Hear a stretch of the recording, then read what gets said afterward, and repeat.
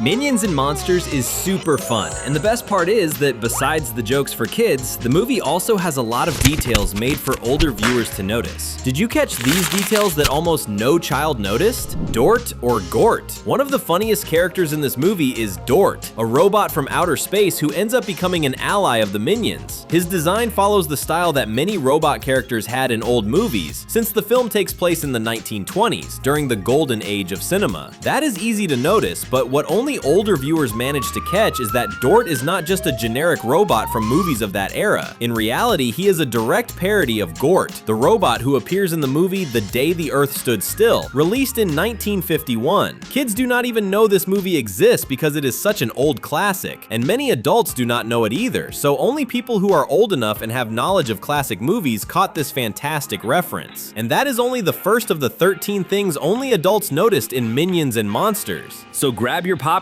and get comfy on the couch. Another Cinewave is starting.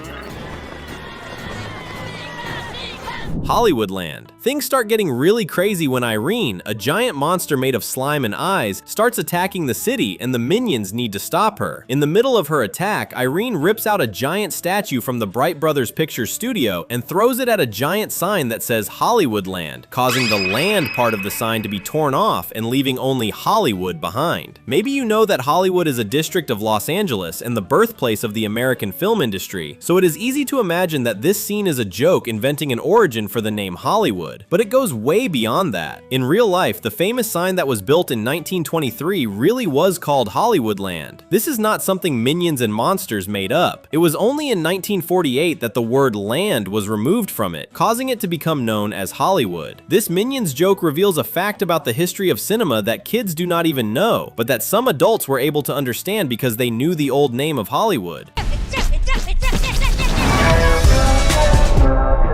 Clown. During the battle against Irene, we see a Minion dressing up as a clown and starting to act like a maniac. That was hilarious, but this funny look for the Minion is another reference to the world of horror, because he looks a lot like Pennywise, the clown villain from It, Stephen King's book that was adapted into several movies and even a series. However, this look is honoring a specific version of the clown. We are talking about Pennywise from the 1990 movie, so it is really difficult for a child to notice this. After all, even children who are allowed to watch horror movies have probably only seen the Pennywise films released starting in 2017. The Blob. The joke about the Hollywood sign only happened because of Irene, but did you know she also references something? Just like Dort, Irene pays tribute to a movie so old that very few children have watched it. We are talking about The Blob, which was released in 1958 and got a remake in 1988. Her slimy appearance and desire to go around devouring everything in front of her were taken directly from that classic. It is curious that this was the inspiration for one of the main villains of Minions and Monsters, since the Blob movie is pretty scary and bizarre. So much so that, even with Irene being part of a children's animation, she still has an appearance that must have made many kids, and even some adults, want to sleep with the lights on. Did Illumination go too far this time?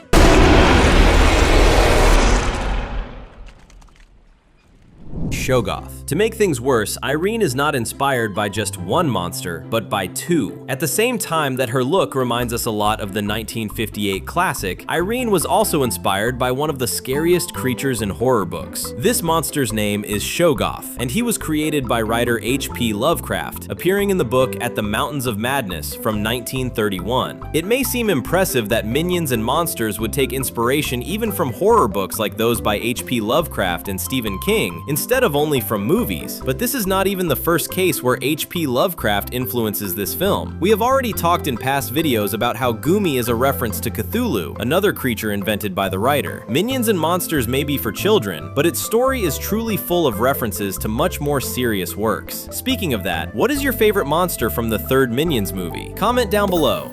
#monsters, along with your opinion. Dracula. One of the easiest ways to include an Easter egg from a well-known movie in an animated film is by having the characters walk past movie posters. But what happens when the poster is hidden and references a movie so old that younger viewers do not even know it, or, at most, only know it by name? That is what happens when director Max runs through the Bright Brothers Pictures studio. If you are paying very close attention, you will notice a poster that is almost impossible to see, and it looks like the title of the movie on that poster is Dr. Coagula, which suggests that this is a parody of Dracula, the most famous vampire in history, who got a movie in 1931, Bright Brothers. By the way, Bright Brothers Pictures, which is the studio director Max works for, ends up being a very curious case because the first part of the name sounds a lot like Warner Brothers Pictures, one of the most famous and important film studios in the entire industry. However, Bright Brothers is not only parodying Warner, the fictional studio also has pictures in its name. Do you know who else has that word in its name besides Warner? Universal Pictures, another very important studio that is also involved in the production of Minions and the entire Despicable Me franchise, since Illumination is owned by Universal. That is why this fictional studio made a parody of Dracula, since the classic was made by Universal. So you could say that Bright Brothers Pictures is a mix between Warner and Illumination, which makes total sense. These two studios have been releasing movies for many years. Universal was founded in 1912, while Warner was founded in 1923. Because of that, both were very important to the evolution of cinema as a whole. Lagoon Monster. The exhibition of Hollywood classics that we see at the beginning of the movie is an explosion of references, and while some are easy to understand, others are truly complicated because they are tributes to very old productions. And this becomes clear to anyone who noticed that one of the statues in this exhibition is Creature from the Black Lagoon. And this is not even the first time that this movie has been referenced in the franchise, because the parody of this monster has appeared in the franchise since the first Minions movie. He even has his own name, Frankie Fishlips. At this point, you have probably already realized that Illumination loves making references that its target audience, children, will never be able to catch.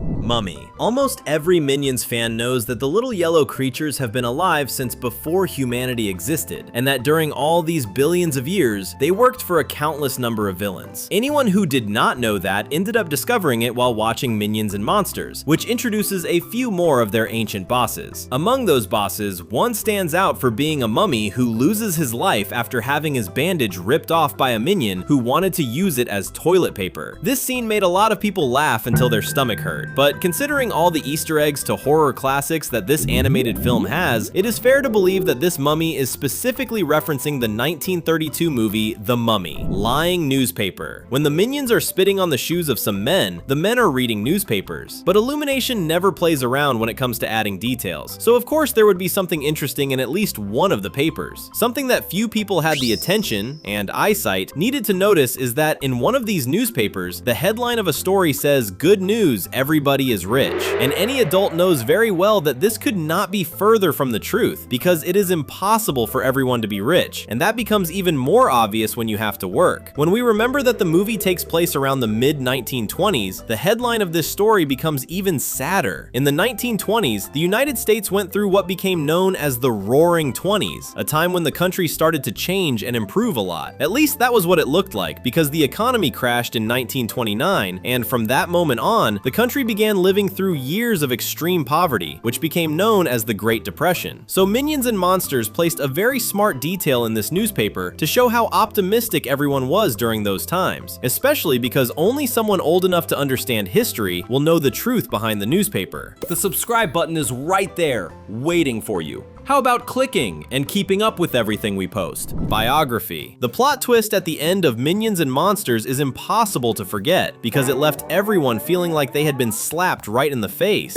After all, the movie ends by revealing that everything we saw was just a film shot by the Minions themselves inside a movie set, and all the characters were hired actors. So nothing we saw actually happened for real, at least not the way we imagine it. Something only a few people may have noticed is that this story might not have been just something the Minions made up, but actually a biography. In other words, a movie that tells a story that really happened about someone specific. Many artists from the past have biopics, like Michael Jackson and Freddie Mercury. So what if this feature film is an official biography of the Minions? In that case, everything we saw really would have happened, or at least almost everything. We know the Minions, so it is to be expected that they exaggerated a few details. Margot Bay. By the way, from the very beginning, there were hints that everything was actually a movie made by the little yellow creatures. However, these hints are very subtle and appear on the map that shows up when the narrator starts explaining the Minion's past. It turns out that one of the ocean regions is called Margot Bay on this map. For those who do not know or do not remember, Margot is the name of Gru's oldest daughter. In other words, this map was not made in the past, but in the present after the Minions had met Margot. They put her name in the movie as a tribute to a family member, just like many real-life directors do, Blah Blah Boat. There is another name on the map that ends up exposing the fact that all of this is a work of fiction even within the Despicable Me universe. We are talking about the name Blah Blah Boat, which is simply a combination of blah blah blah and boat. This makes it clear that this whole map is written in the Minions' strange language, and if you take a look at all the other text written on it, you will notice that all the regions are named with very funny words. The fun doesn't stop here. There are 2 amazing videos waiting for you on the screen. Thanks for watching, and see you next time.